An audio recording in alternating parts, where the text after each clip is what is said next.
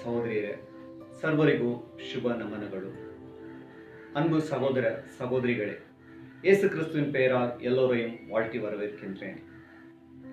Dear brothers and sisters, greetings to all in the name of Jesus. ಕಿರುಕ್ರೈಸ್ತದ ಸಮುದಾಯದ ಪ್ರಾರ್ಥನೆಯನ್ನು ಶಿಲುಬೆಯ ಗುರುತು ಮತ್ತು ಹಾಡಿನಿಂದ ಪ್ರಾರಂಭಿಸೋಣ. அன்பிய 7 படி நற்செய்தி பகிர்வு வழிபாட்டை சிலுவை அடையாளம் மற்றும் பாடலுடன் தொடங்குவோம். Let us begin small Christian community gospel sharing service with the sign of the cross and hymn. ಪಿತನ ಸುತನ ಮತ್ತು ಪವಿತ್ರಾತ್ಮನ ನಾಮದಲ್ಲಿ ಆಮೆನ್. பிதா சுதன் பரிசுத்தாவின் பெயராலே ஆமென். In the name of the Father and of the Son and of the Holy Spirit. Amen. ಪಾವನಾತ್ಮರೇ, ಪ್ರಿಯ ಪಾವನಾತ್ಮರೇ, ಈಗ ಪಾರ ಬೇಗ ಪಾರ ನಮ್ಮ ಮಧ್ಯದಲ್ಲಿ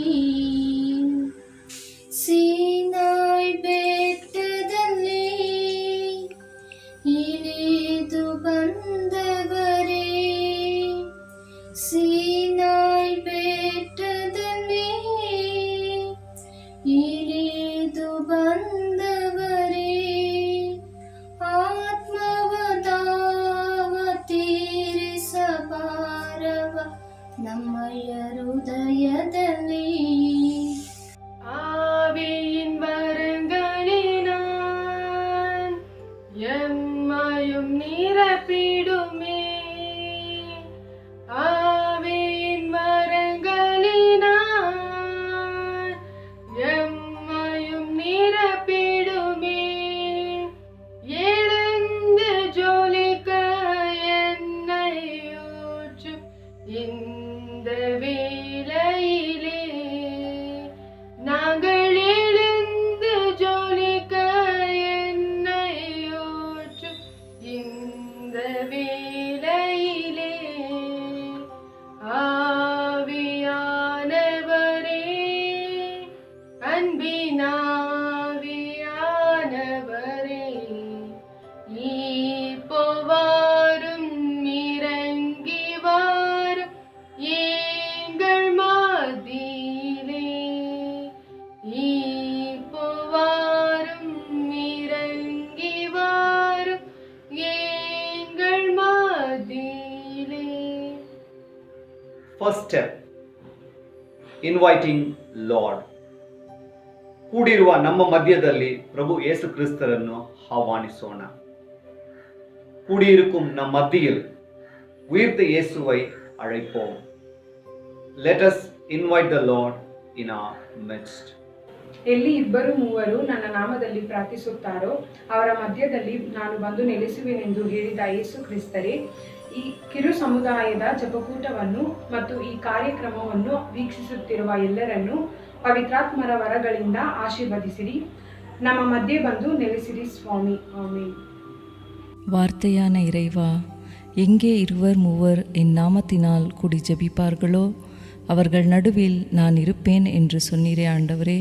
இதோ இந்த நேரத்தில் இந்த வீட்டிற்குள் எங்களோடு வந்து தங்க உம்மை அழைக்கிறோம் ஆண்டவரே. வாரும் இயேசுவே, வந்து தங்கும் இயேசுவே. Lord Jesus, as centurion invited you to his home, I invite you to be with us. Come, Lord Jesus. Second step, gospel reading. ಸುವಾರ್ತೆಯನ್ನು ಆಲಿಸೋಣ. ನற்செய்திக்கு செவிமடுப்போம். Let us listen to the gospel. ಸಂತ ಮತ್ತಾಯನು ಬರೆದ ಸುವಾರ್ತೆ, ಅಧ್ಯಾಯ 13, 1ರಿಂದ 23ರವರೆಗೆ ವಚನಗಳು. ಅದೇ ದಿನ ಯೇಸು ಸ್ವಾಮಿ ಮನೆಯಿಂದ ಹೊರಟು ಸರೋವರದ ತೀರದಲ್ಲಿ ಕುಳಿತರು. ಜನರು ತಂಡೋಪತಂಡವಾಗಿ ಕೂಡಿ ಬಂದುದರಿಂದ ದೋಣಿ ಹತ್ತಿ ಕುಳಿತುಕೊಳ್ಳಬೇಕಾಯಿತು. ಜನರು ದಡದಲ್ಲಿ ನಿಂತರು. ಆಗ ಯೇಸು ಅವರಿಗೆ ಅನೇಕ ವಿಷಯಗಳನ್ನು ಸಾಮರ್ಥ್ಯ ರೂಪದಲ್ಲಿ ಹೇಳಿದರು. ಒಬ್ಬ ರೈತ ಬಿತ್ತುವುದಕ್ಕೆ ಹೋದ. ಬಿತ್ತನೆ ಮಾಡುತ್ತಿದ್ದಾಗ ಕೆಲವು ಬೀಜಗಳು ಕಾಲ್ದಾರಿಯಲ್ಲಿ ಬಿದ್ದವು. ಬಿದ್ದದ್ದೇ ಹಕ್ಕಿಗಳು ಬಂದು ಆ ಬೀಜವನ್ನು ತಿಂದು ಬಿಟ್ಟವು. ಬೇರೆ ಕೆಲವು ಬೀಜಗಳು ಹೆಚ್ಚು ಮಣ್ಣಿಲ್ಲದ ಕಲ್ಲು ನೆಲದ ಮೇಲೆ ಬಿದ್ದವು. ಅಲ್ಲಿ ಮಣ್ಣು ತೆಳ್ಳಗಿದ್ದುದರಿಂದ ಅವು ಬೇಗನೆ ಮೊಳೆತವು, ಆದರೆ ಬಿಸಿಲೇರಿದಾಗ ಬಾಡಿದವು. ಬೇರು ಬಲವಾಗಿಲ್ಲದ ಕಾರಣ ಒಣಗಿ ಹೋದವು. ಮತ್ತೆ ಕೆಲವು ಬೀಜಗಳು ಮುಳ್ಳು ಪೊದೆಗಳ ನಡುವೆ ಬಿದ್ದವು. ಆ ಪೊದೆಗಳು ಸಸ್ಯಗಳ ಸಮೇತ ಬೆಳೆದು ಅವುಗಳನ್ನು ಅಡಗಿಸಿ ಬಿಟ್ಟವು. ಇನ್ನೂ ಕೆಲವು ಬೀಜಗಳು ಹದವಾದ ಭೂಮಿಯಲ್ಲಿ ಬಿದ್ದವು. ಅವು ಮೊಳೆತು ಬೆಳೆದು ತೆನೆ ಬಿಟ್ಟವು. ಕೆಲವು 100ರಷ್ಟು, ಮತ್ತೆ ಕೆಲವು 60ರಷ್ಟು, ಇನ್ನು ಕೆಲವು 30ರಷ್ಟು ಫಸಲನ್ನು ಕೊಟ್ಟವು. ಕೇಳಲು ಕಿವಿಯುಳ್ಳವನು ಕೇಳಿಸಿಕೊಳ್ಳಲಿ ಎಂದು ஒத்தி ಹೇಳಿದರು. தூய மத்தேயு எழுதிய நற்செய்தி அதிகாரம் 13 இறை திருவார்த்தைகள் 1 தொடங்கி 9 முடிய. அக்காலத்தில் இயேசு வீட்டிற்கு வெளியே சென்று கடலோரத்தில் அமர்ந்தார். மக்கள் பெருந்திரளாய் அவரிடம் ஒன்று கூடி வந்தனர். ஆகவே அவர் படகில் ஏறி அமர்ந்தார். திரண்டிருந்த மக்கள் அனைவரும் கடற்கரையில் நின்று கொண்டிருந்தனர். அவர் ஓமைகள் வாயிலாக பலவற்றை குறித்து அவர்களோடு பேசினார். விதைப்பவர் ஒருவர் விதைக்கச் சென்றார். அவர் விதைக்கும் பொழுது சில விதைகள் வழியோரம் விழுந்தன. பறவைகள் வந்து அவற்றை விழுங்கிவிட்டன. வேறு சில விதைகள் மிகுதியாக மண்ணில்லா பாறை பகுதிகளில் விழுந்தன. அங்கே மண் ஆழமாக இல்லாததால் அவை விரைவில் முளைத்தன. ஆனால் கதிரவன் மேலே எழ அவை காய்ந்து வேரில்லாமையால் கருகி போயின. மற்றும் சில விதைகள் முட்செடிகளின் இடையே விழுந்தன. முட்செடிகள் வளர்ந்து அவற்றை நெருக்கிவிட்டன. ஆனால் இன்னும் சில விதைகள் நல்ல நிலத்தில் விழுந்தன. அவற்றுள் சில 100 மடங்காகவும், சில 60 மடங்காகவும், சில 30 மடங்காகவும் விளைச்சலை கொடுத்தன. கேட்கச் செவியுள்ளோர் கேட்கட்டும் என்றார். A reading from the Holy Gospel according to St. Matthew, chapter 13, verses 1 to 9. That same day, Jesus went out of the house and sat beside the sea. Such great crowds gathered around him that he got into a boat and sat there, while the whole crowd stood on the beach. And he told them many things in parables, saying, Listen, a sower went out to sow, and as he sowed, some seeds fell on the path, and the birds came and ate them up. Other seeds fell on rocky ground, where they did not have much soil, and they sprung up quickly, since they had no depth of soil. But when the sun rose, they were scorched, and since they had no root, they withered away. Other seeds fell among thorns, and the thorns grew up and choked them. Other seeds fell on good soil and brought forth grain, some 100-fold, some 60, some 30. Let anyone with ears listen. Third step, meditation on the word. ನಮ್ಮ ಮನವನ್ನು ಮುಟ್ಟಿದ ಪದವನ್ನು ಆಯ್ದು தியானிசி 3 ಬಾರಿ ಹೇಳೋಣ. நம் மனதை தொட்ட வார்த்தையை தேர்வு செய்து 3 தடவை தியான முறையில் சொல்லுவோம். 3 times let us meditatively proclaim the word that touched us. ಕೇಳಿಸಿಕೊಳ್ಳಲಿ, ಕೇಳಿಸಿಕೊಳ್ಳಲಿ, ಕೇಳಿಸಿಕೊಳ್ಳಲಿ. ಸಮೀಪಿಸಿದೆ, ಸಮೀಪಿಸಿದೆ, ಸಮೀಪಿಸಿದೆ. 30ರಷ್ಟು, 30ರಷ್ಟು, 30ರಷ್ಟು. நல்ல நிலத்தில், நல்ல நிலத்தில், நல்ல நிலத்தில். On the path. fell on the path. Fell on the path. Fourth step, silence. ನಿಶಬ್ದದಲ್ಲಿ ಹಾರಿಸಿದ್ದ ಪದವನ್ನು ಧ್ಯಾನಿಸೋಣ. அமைதியில் தேர்ந்தெடுத்த வார்த்தையை தியானிப்போம். In silence, let us meditate on the chosen word.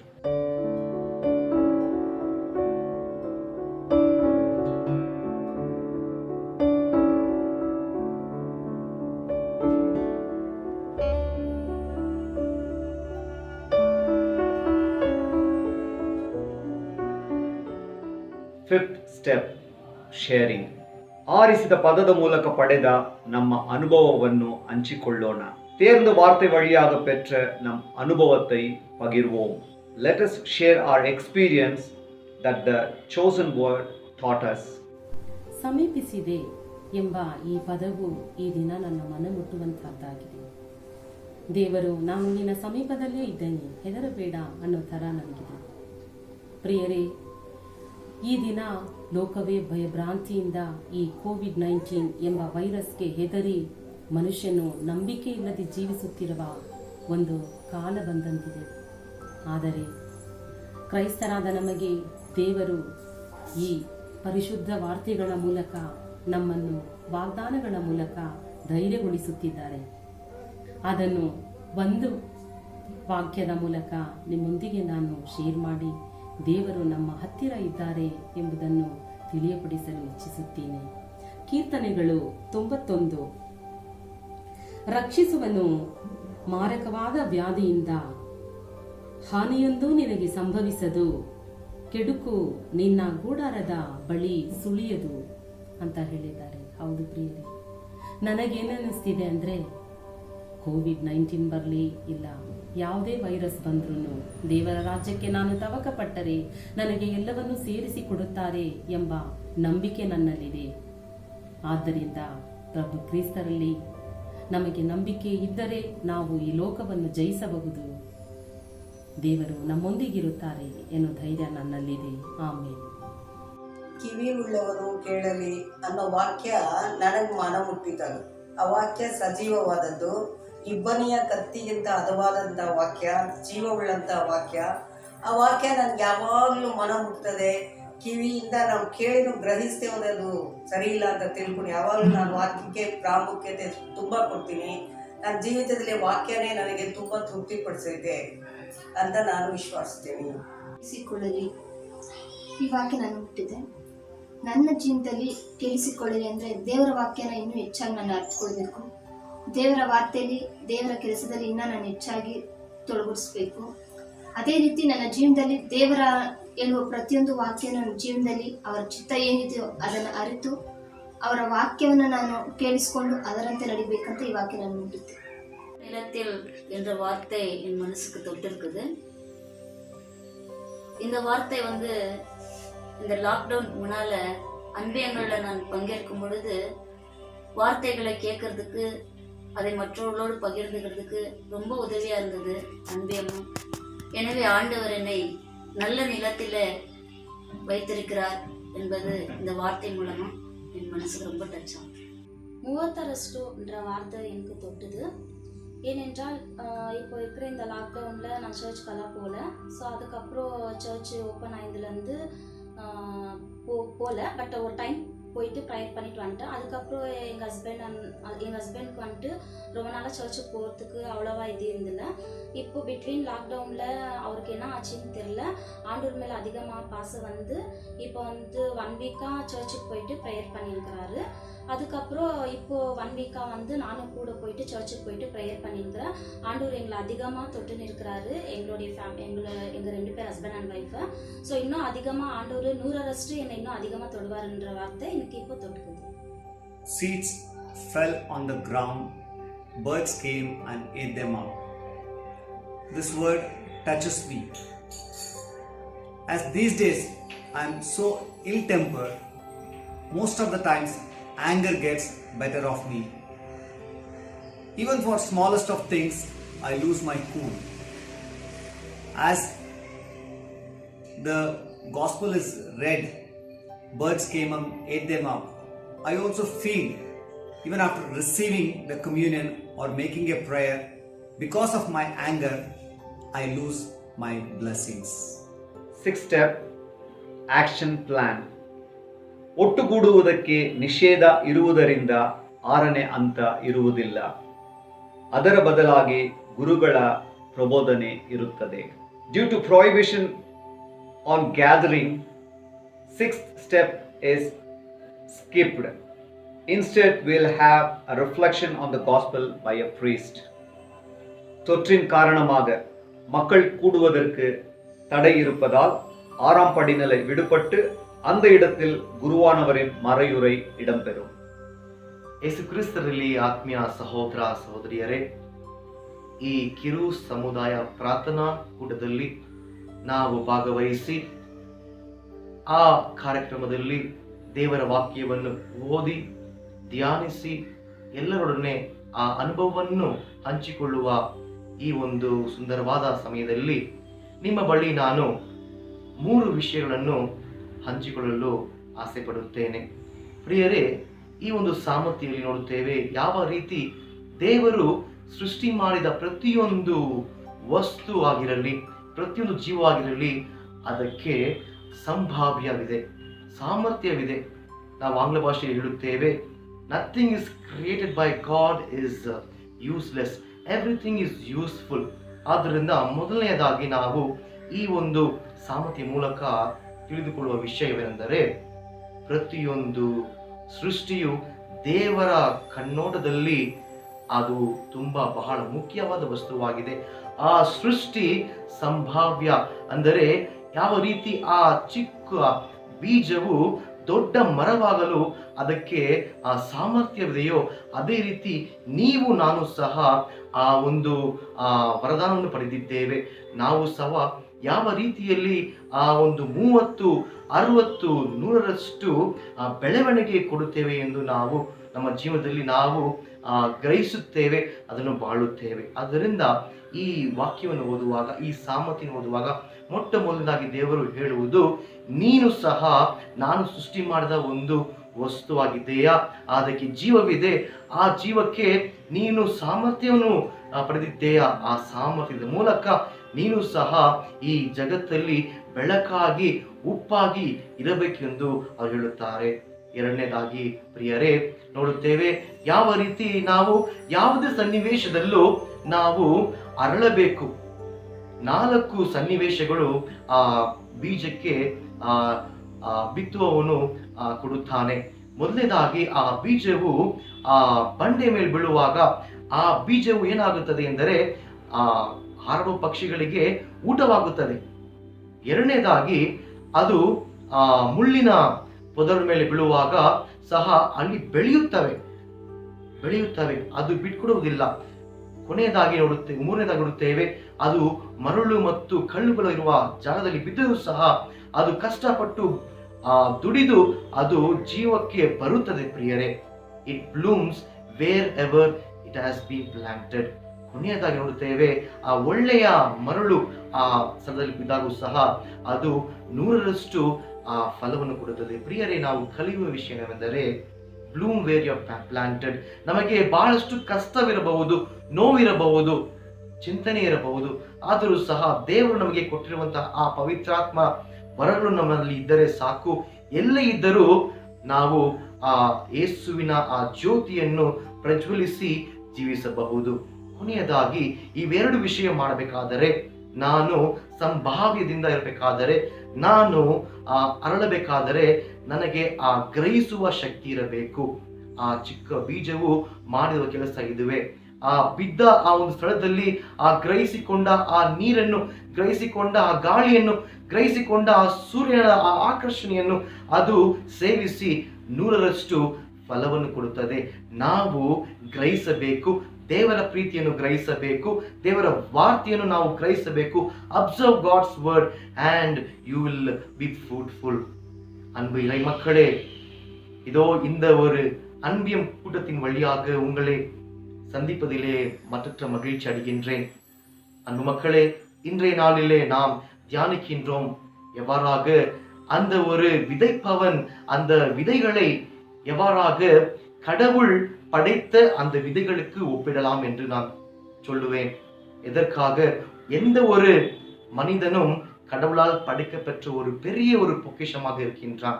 ஆகவே தான் நாம் வாசிக்கின்றோம், எபேசியர் திருமுகம் 2ஆம் அதிகாரம் 10ஆம் அதிகாரத்தில் சொல்கின்றார், கடவுள் சின்னப்பர் வழியாக சின்னப்பர் சொல்லுகின்றார், நீங்கள் யார் என்று பார்க்கும்பொழுது கடவுள் கைகளால் உருவாக்கப்பட்ட பொருட்கள் நீங்கள். கடவுள் கைகளால் உருவாக்கப்பட்ட பொருட்கள் நீங்கள். இயேசு கிறிஸ்துவின் பெயரால் நீங்கள் வாழ வேண்டும். அவர் வழியாக நீங்கள் நற்செயல்களை செய்ய வேண்டும். ஆகவே யாவரும் இந்த மதிப்பற்ற ஒரு பொருள். ஆகவே உங்களிலே அந்த சாமர்த்தியம் இருக்கின்றது, அந்த சக்தி இருக்கின்றது. எவ்வாறாக அந்த ஒரு விதைக்கு ஒரு பெரிய மரமாக ஆகக்கூடிய ஒரு சக்தி இருக்கின்றதோ, ஒவ்வொரு மனிதனும் ஒவ்வொரு படைப்பும் ஒரு பெரிய விஷயமாக ஆக அவனுக்கு ஒரு சாமர்த்தியம், அந்த ஒரு சக்தி இருக்கின்றது. முதலாம் ஒரு கருத்து. இரண்டாவது பார்க்கின்றோம், ப்ளூம் அப்படி என்றால் நீ பூக்க வேண்டும். எந்த ஒரு சூழ்நிலையிலும் நீர் கடவுளை பெற்றுக்கொண்டு போது, கடவுள் இறைவார்த்தை கேட்கும் பொழுது அதை கேட்டு நீ சும்மா இருக்க கூடாது, மாறாக நீர் பூக்க வேண்டும். Bloom very planted. இந்த விதைகள் 4 இடத்திலே விதைக்கப்பட்டாலும் எத்தனையோ துன்பங்கள் கஷ்டங்கள் வந்த 4 விதமான ஒரு சூழ்நிலைகள். முதலாவது பார்க்கின்றோம், பாறை மேல் அந்த ஒரு விதைகள் விழுந்த போது ஒரு உணவாக மாறியது பறவைக்கு. இரண்டாவதாக பார்க்கின்றோம், பாறை மீது அந்த முள் செடிகள் மீது விழுந்த போது அது தொடர்ந்து தன்னால் எவ்வளவோ அவர் முயற்சி எடுக்க முடியுமோ முயற்சி எடுத்து வளர்ந்தது. It tried. மூன்றாவதாக பார்க்கின்றோம், எங்கே மணல் மற்றும் கல்கள் அதிகமாக இருந்த இடத்திலும் அது தொடர்ந்து முயற்சி எடுத்து வளர்ந்தது. கடைசியாக பார்க்கின்றோம், நல்ல ஒரு இடத்திலே அது அந்த விதைகள் விழுந்த போது 30, 60, 100 மடங்கு விளைச்சலை தந்தது என்று வாசிக்கின்றோம். மக்களே, கடவுளின் ஆசிரை பெற்றிருக்கின்றோம், கடவுளின் ஆவியாரை பெற்றிருக்கின்றோம், கடவுளின் வார்த்தையை பெற்றிருக்கின்றோம். ஆகவே அந்த சக்தியோடு நான் எங்கே சென்றாலும் எந்த சூழ்நிலையும் நான் பூக்க முடியும் என்ற ஒரு நற்செய்தி தருகின்றார். கடைசியாக பார்க்கின்றோம், ஈர்க்கக்கூடிய ஒரு தன்மை. ஆகவே பார்க்கின்றோம், இந்த 2 கருத்துகள், நீங்கள் சக்தியை பெற்றவர்கள், சாமர்த்தியமானவர்கள், ஆகவே நீங்க பூக்க வேண்டும். இது 2மே வேண்டுமே என்றால் நீங்கள் யாராக இருக்க வேண்டும் என்றால் இயற்கக்கூடிய சக்தி இருக்க வேண்டும். எவ்வாறாக அந்த ஒரு ஸ்பாஞ்சை தண்ணியில போட்டோம்னா எவ்வளவு முடியுமோ அது ஈர்க்கும். அதே போலத்தான் நம்ம இதயத்தை கூட நாம் ஈர்க்க வேண்டும். கடவுளின் அன்பை நாம் சுவைப்போம், அதை முழுமையாக ஈர்த்து கொண்டு நாம் வாழ்வு பெறுவோம். இந்த நற்செய்திக்காக கடவுளுக்கு நாம் நன்றி சொல்லி தொடர்ந்து கடவுளின் வார்த்தையை நமது இல்லத்தையும் உள்ளத்திலும் வாங்கிக் கொண்டு மக்களுக்காக நாம் இறை வார்த்தையை பகிர்ந்து கொண்டு ஒரு வாழ்வாக வாழ்வோம். ஆமென். My dear friends in Christ Jesus, as we reflect today the gospel reading, and when we reflect back the small Christian community in our society, the gospel clearly says about small little things. Our God is a God of small things. Today's gospel says about a sower went out to sow the seed which is very tiny in structure, and sower was very generous. The sower was very generous. That is what the God is, very generous, and He is giver of life. And at this pandemic, we are all safe at home. The seed has the potential to grow. The seed has the potential of life. At this pandemic, at this chaos condition, all are staying at home, and each home has become a church. A small Christian community has become this seed which has this potential to be a church by itself. And this church is built on this solid rocky ground. And today's gospel says the sower went to sow, and it had threefold: 30, 60 and 100. And during this pandemic, our family, a small Christian community, is like this field. which is sown by God alone. What is a fold which we given? Do we bear 30-fold or 60-fold or 100-fold? It is in our hands. And today let us pray so that we become the good soil, so that the word of God seeps into our family and God may bless us with 100-fold. Amen. Seventh and final step, prayer. ಪ್ರಾರ್ಥನೆ, ಮಂದ್ರಾಟು, spontaneous prayer. ಮಾರ್ಗವು ಸತ್ಯವು ಜೀವವು ಎಂದು ಹೇಳಿ ನಮ್ಮನ್ನು ಸತ್ಯದ ಮಾರ್ಗದಲ್ಲಿ ನಡೆಸುವ ದೇವರ ನಾಮಕ್ಕೆ ಸ್ತೋತ್ರ. ಪಶ್ಚಾತ್ತಾಪಪಟ್ಟು ಪಾಪದಿಂದ ವಿಮುಖರಾಗಿರಿ ಎಂದು ಹೇಳಿದ ಕರ್ತರೆ, ಈ ಪ್ರಪಂಚದಲ್ಲಿ ಕೋವಿಡ್-19 ಎಂಬ ವೈರಸ್ಸಿಂದ ನರಳುತ್ತಿರುವ ಎಲ್ಲ ಜನರನ್ನು ನಿಮ್ಮ ರಕ್ತದಿಂದ ತೊಳೆದು ಅವರನ್ನು ಗುಣಪಡಿಸಬೇಕೆಂದು ನಿಮ್ಮನ್ನು ಬೇಡಿಕೊಳ್ಳುತ್ತೆ. ಅದೇ ರೀತಿ ಮುಖ್ಯವಾಗಿ ಈ ಪ್ರಪಂಚದ ಎಲ್ಲ ಮಕ್ಕಳನ್ನು ಶಾಂತಿ ಸಮಾಧಾನದಿಂದ ಈ ರೋಗವು ಅವರಿಗೆ ಹರಡದಂತೆ ಯೇಸುವಿನ ರಕ್ತ ಕೋಟೆ ರಕ್ಷಿಸಬೇಕೆಂದು ಪ್ರಭು ಕ್ರಿಸ್ತರ ನಾಮದಲ್ಲಿ ನಿಮ್ಮನ್ನು ಬೇಡಿಕೊಳ್ಳುತ್ತೇನೆ ಸ್ವಾಮಿ. ಆಮೆನ್. அன்பின் இறைவா, இதோ எங்கள் திருச்சபைக்காக மன்றாடுகிறோம். எங்கள் பாப்பரசர், ஆயர்கள், குருக்கள், கன்னியர்களுக்காக மன்றாடுகிறோம். உமது தூய ஆவியினால் இவர்களை நிறைவாக ஆசீர்வதித்து இவர்கள் பணிகளை சிறப்புடன் செயலாற்ற இறைவா உம்மை மன்றாடுகிறோம். Loving Lord, I pray for all the SCC groups of Bangalore Diocese and all its leaders and members. Strengthen them during these trying times so that they can become your instruments in sharing your enduring love. ಮುಕ್ತಾಯ ಗೀತೆ ಆದ ನಂತರ ಧರ್ಮಕೇಂದ್ರದ ಗುರುಗಳಿಂದ ಆಶೀರ್ವಾದ. நிறைவு பாடல் முடிந்தவுடன் பங்கு தந்தை நம்மை ஆசீர்வதிப்பார். Closing hymn followed by parish priest blessing.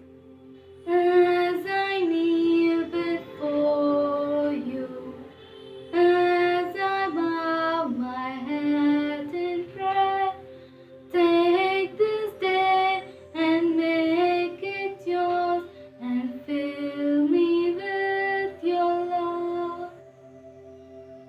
Ave Maria, gratia plena, Dominus tecum, benedicta tu. All I ever give you, every dreams and wish are yours. Mother of Christ, Mother of man, present them to my Lord. Ave Maria, gratia plena, Dominus tecum, benedicta tu. ಸರ್ವಶಕ್ತ ದೇವರಾದ ಪಿತ, ಸುತ ಮತ್ತು ಪವಿತ್ರಾತ್ಮರ ನಮ್ಮನ್ನು ಆಶೀರ್ವದಿಸಲಿ. ஆமென். எல்லாம் வல்ல சர்வேஸ்வரன் தந்தை, மகன், தூய ஆவி உங்களை ஆசீர்வதிப்பாராக. ஆமென். May Almighty God bless you, the Father, the Son, and the Holy Spirit. Amen. Thank you. Amen.